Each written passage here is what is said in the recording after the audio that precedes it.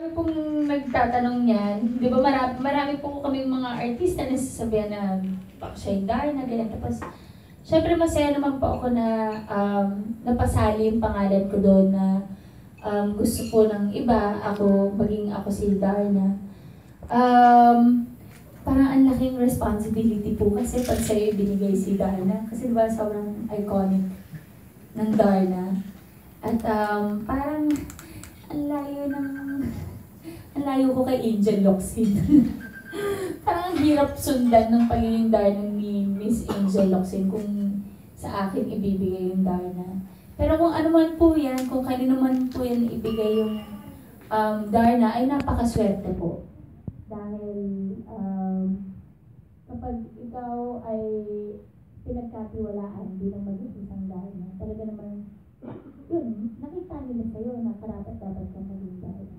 Pero nagpapasalamat na lang po ako na napasali po yung pangalan ko ng mga choices po ng mga tao. So yun, isang malaking bagay na po yun. Feeling ko po, kasing sexy ko na nun si Angel Locsin. Pero mahal yung believe na sa'yo ang qualities ni Darna. Kayo po, nagtitiwala. Nagbibilib. Parang konti pa po. After concert po siguro, doon ko sasagutin. Joke. Hindi.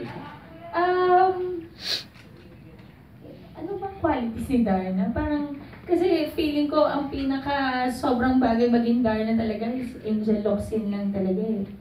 So, ako, iba yung pagkahanga ko sa kagandahan ni Angel, sa kagandahan din ng katawan niya. So, parang swak na swak talaga sa kanya. Pero kung may offer sa'yo, tatanggapin mo. Bakit mo po tatanggihan ng isang magandang proyekto? Yun lang po. Pero ayun lang, napakalaking responsibility nun. Parang hindi ako kakain buong buhay ko ata. Ikaw nga si Darna, bawal ka naman kumain.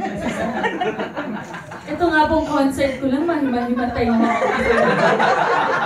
Kung ba napansin, medyo pumayat na. Kaya mabagay si maging Darna. Kaya ayun, baka siguro na kaya ako nasali bilang napili nila maging Darna kasi nga baka napansin nila, nagpapapayat ako. Hindi po yun para sa Darna, para po sa Majesty yun.